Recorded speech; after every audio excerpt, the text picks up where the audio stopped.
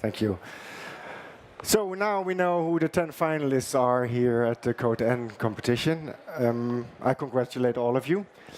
I congratulate all 50 contestants here in this hall.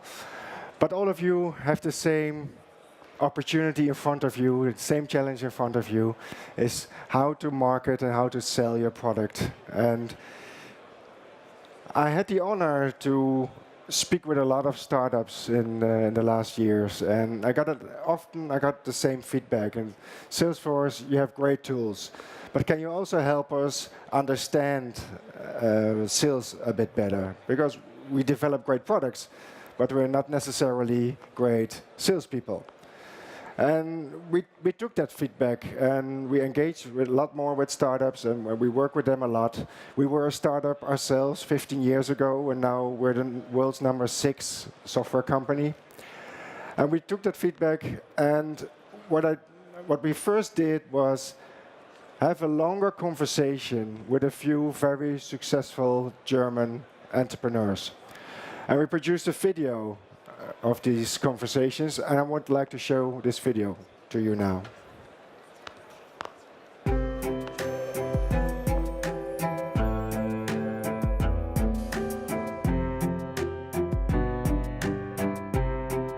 Mein Name ist Dominic und ich bin Gründer und Geschäftsführer von POSpulse. POSpulse ist eine POS-Analytics-Firma, die Herstellern und Handelsunternehmen zu mehr Transparenz darüber verhilft, was draußen am Point of Sale, wo sie ihren Umsatz generieren, gerade tatsächlich passiert. Mein Name ist Nuetzel, ich bin Geschäftsführer von Regiondo. Mit Regiondo digitalisieren wir die Freizeitbranche. Ich bin Filip, 30 Jahre alt, habe 2008 mein erstes Unternehmen gegründet, habe dann die letzten 4 Jahre Zalando mit aufgebaut und investiere seit 1,5 Jahren in Startup-Unternehmen. Ich heiße Roskopf, ich bin 31 und habe 2008 angefangen, bei Rocket Internet zu arbeiten. Ich habe mich dann Mitte letzten Jahres irgendwann entschieden, aus dieser Rocket-Welt zumindest ein Stück weit abzukapseln. Und daraus ist mein aktuelles Unternehmen entstanden. Es nennt sich die Soyan VitaMed Natur GmbH.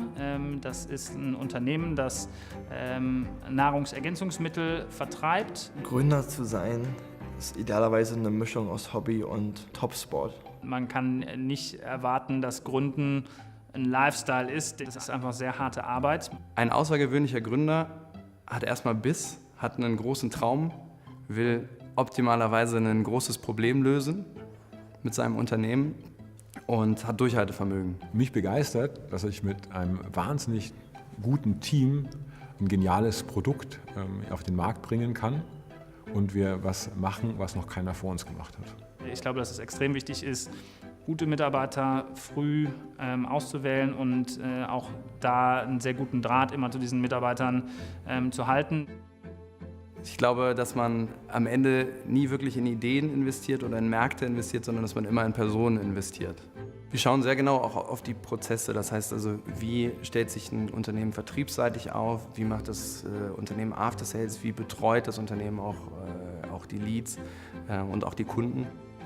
Experimente haben uns gezeigt, welche Route wir einschlagen mussten. Ich glaube, das ist auch der absolut richtige Weg. Also wirklich nicht sich intern lange zu unterhalten, sondern wirklich Experimente definieren und dann einfach mal machen. Am Anfang versucht man seine Idee noch geheim zu halten. Also man will mit niemandem reden, weil man Angst hat, es wird kopiert. Ich glaube, diese Angst ist oftmals unbegründet, weil es hängt nicht nur an der Idee, sondern die Umsetzung ist eigentlich der Erfolgsfaktor. Und deswegen kann ich jedem nur empfehlen, möglichst früh mit möglichst vielen Menschen, die Ahnung haben, zu reden und dann auch auf deren Meinungen und Ideen zu hören. Was bei Startups ja immer der Fall ist, ist, dass versucht wird, zunächst immer erstmal alles ohne große externe Tools zu machen, Kosten zu sparen, effizient zu sein, nicht viel Geld auszugeben. Und Salesforce ist, denke ich, eines der Beispiele, wo es schon in einer relativ frühen Phase auch Sinn macht, in Tools zu investieren und damit eine Vertriebsstruktur auch zu professionalisieren. Wir haben es versucht mit Excel, ja, das geht irgendwie, aber der Zeitaufwand, den ich nachher betreiben muss und die Informationen, die mir verloren gehen an der Stelle, das steht am Ende in keinem Verhältnis zu dem, was man wirklich an Kosten im Jahr dann nachher hat. Wo sind wir gerade dran? Was haben wir gerade in der Pipe? Ich brauche so ein Dashboard, ich muss sehen, auch für Investoren, vielleicht sogar ein Reporting einzubinden, dass mir alles abgenommen wird sozusagen. Ja, also möglicherweise auch Workflows.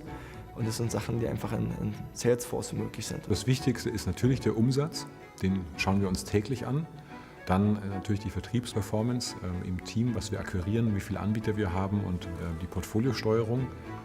Dann schaue ich mir aber genauso die SEO-Kennzahlen an oder auch unseren IT-Backlog, weil mich letztendlich alles interessiert und ich diesen Gesamtüberblick haben möchte. Die EMEA, dass ein gutes Produkt sich von selbst verkauft, da glaube ich definitiv nicht dran. Ich glaube, jedes Unternehmen, was sich professionalisiert, braucht auch eine professionelle Vertriebsstruktur. Dabei helfen natürlich Tools, die das ermöglichen und diese auch für uns als Investoren und als Business Angels transparent machen. Ein Rat ist, wirklich groß zu denken, darüber nachzudenken, welches Problem will ich wirklich lösen und dann sich nicht ablenken zu lassen. Immer dranbleiben, ja, und zwar in zweierlei Hinsicht. Zum einen immer an das eigene Unternehmen glauben, immer weitermachen, selbst wenn man negatives Feedback kriegt. Man muss dann eine dicke Haut haben. Also der Umsatz bzw. der Abschluss kommt meist mit 5., 6., 7. Kontakt. Ich nenne es immer being politely persistent.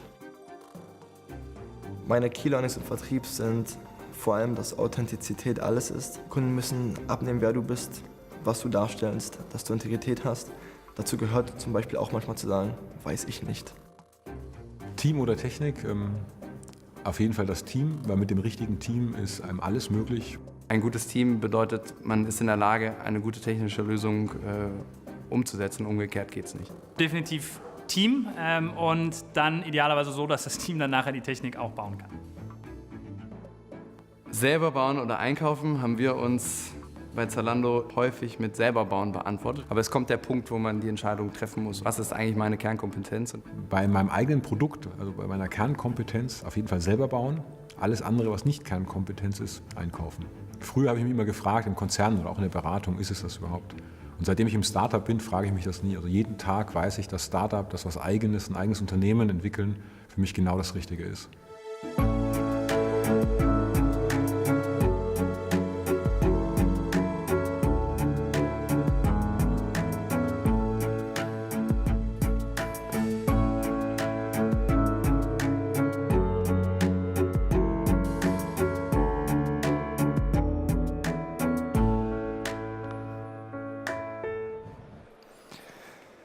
So I actually had a really interesting day doing the interviews with these founders. These guys are real superstars. We have hours of contents from the interviews with them, and it was a pain to cut it down to just 5 or 6 minutes and to show it in a short video like this, because I've got so great experiences to share. You saw at the end of the video Salesforce, the customer success platform. And most of you probably know Salesforce because of our Sales Cloud, our leading CRM tool. But Salesforce today is so much more. It's a whole suite of clouds for sales, for marketing, for analytics, for application development. But today, in this session, we're going to focus on your sales. So the Sales Cloud is the world's leading CRM app, and a lot of startups use the Sales Cloud for their sales. But then they come also with the questions how to organize myself, and that's why I want to help them. And today we'll be doing that by inviting Reike with me on the stage. Reike will join me. And Reike is CEO and co-founder himself. He runs a startup himself, but he's a startup helping startups with how they can professionalize their sales, how they can make their sales more efficient, how they can set their KPIs.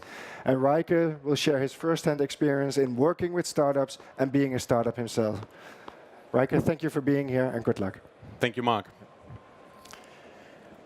Dear ladies and gentlemen, hi guys. I'd like to introduce myself a little bit further. My name is Reike Treder.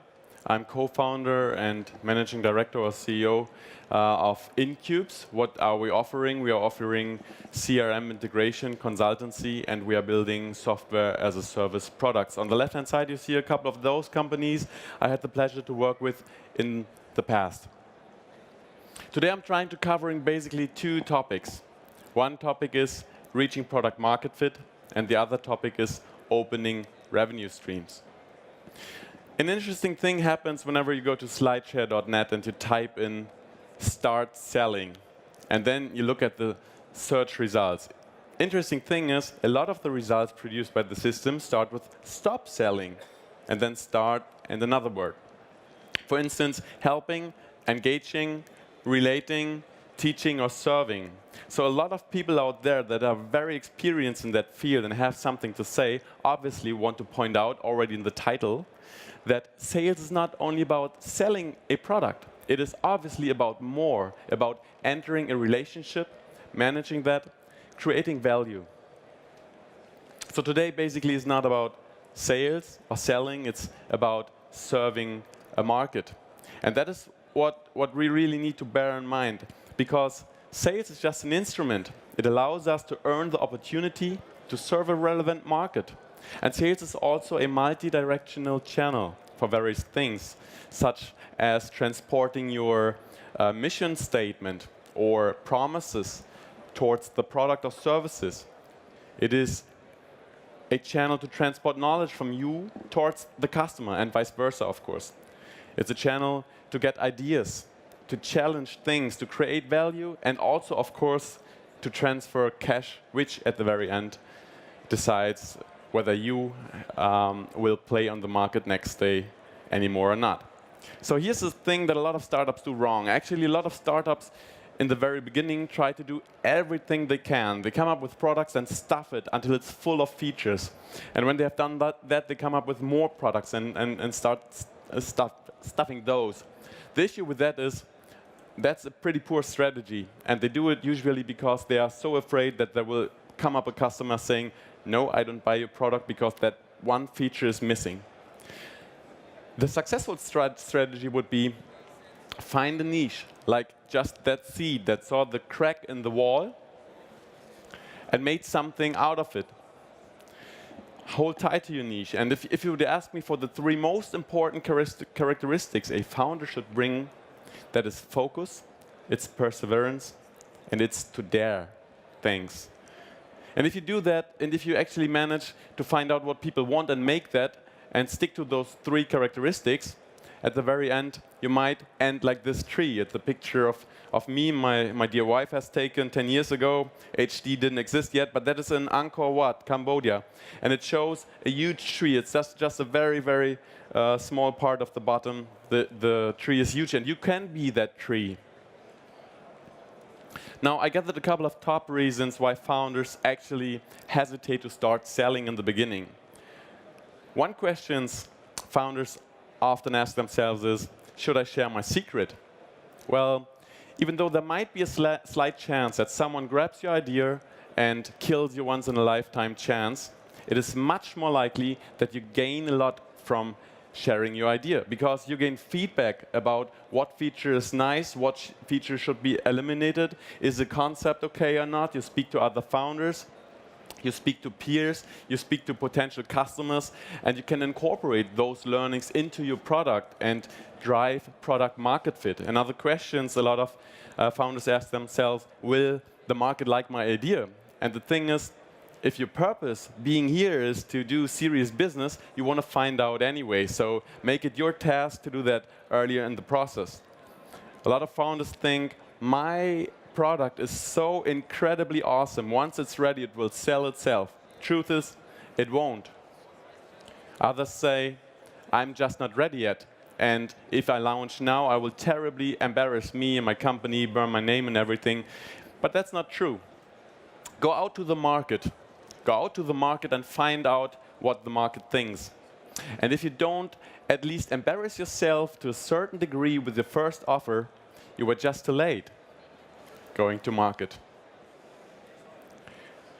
So a lot of founders, of course, especially in the German area, ask themselves, that's connected to our culture, what if I fail? Well, failure is pretty much what you do with those situations. Learn from them, become better, get up again.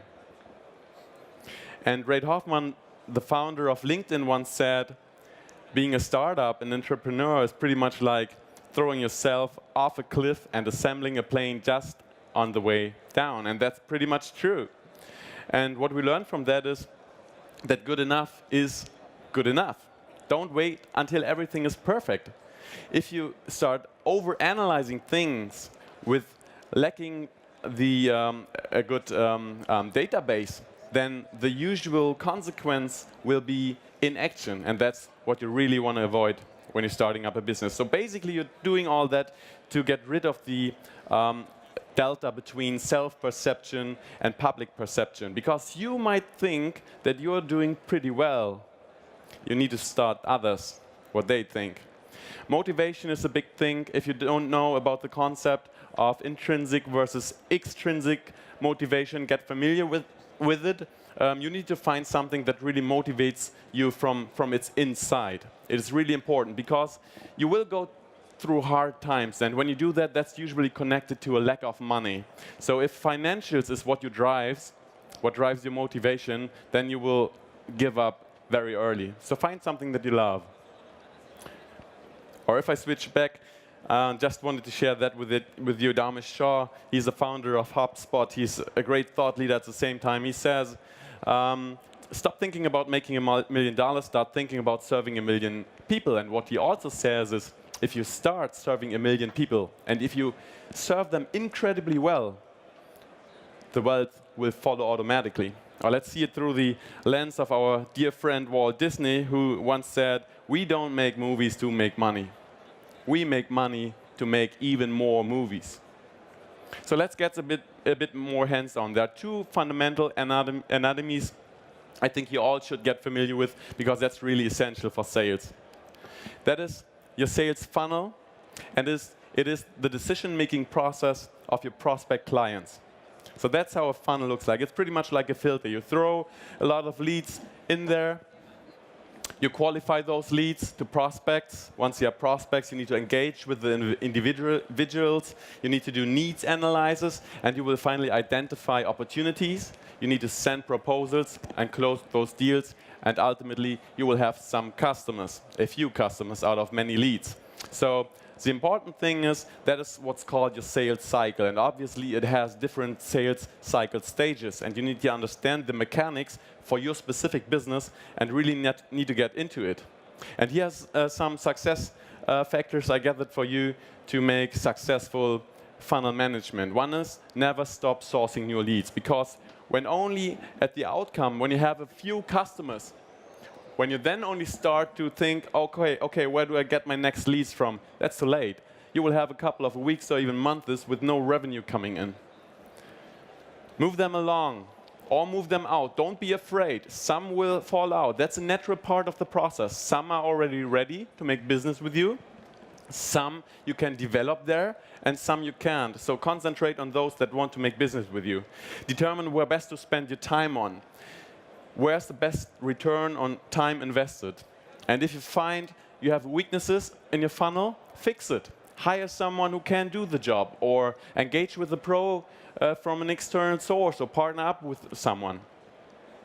You need to also create a well-balanced pipeline, and that is not only in terms of skills per cycle level or cycle stage, it is also in terms of quantities, and that's the sixth and probably most important part, because you cannot manage what you cannot measure. So get those quantities. How good are you? What are the portions? How many of your leads turn into prospects? What's your average length of a sales cycle? And so on. You need to get familiar with that, and you need a system or software and a slick process to track all that. And here's some sales metrics I actually put together for you. I found that many startups find very useful in the very beginning. It is the number of leads created per month. It is the growth rate month by month. It is how many of those leads qualify into prospects, how many of those become actual customers, what's the average cost of acquiring a new customer, and what's the average deal size. Those are very, very interesting things to capture. And I told you that there are two fundamental anatomies to get familiar with. One was the funnel. The second one is the decision-making process of your prospect clients, and that is really interesting. You can tell already from what you see that this is obviously something pretty complex. It involves a lot of steps. It also involves usually a lot of people and a lot of roles those people play within the company and within the decision-making process.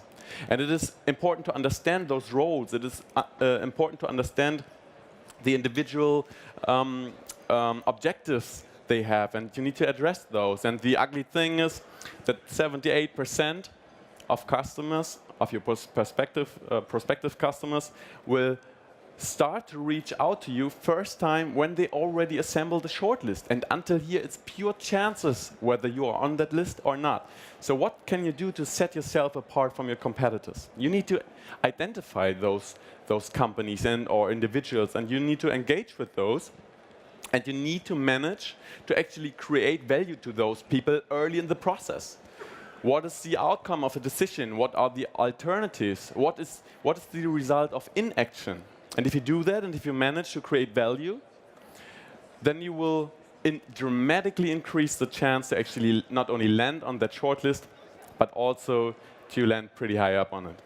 So here's a little learning I'd like to share with you. I made quite a time ago from a simple thing such as a picture postcard rack. When I was at the age of 14 and I first co-founded my first company, it was a small publishing house.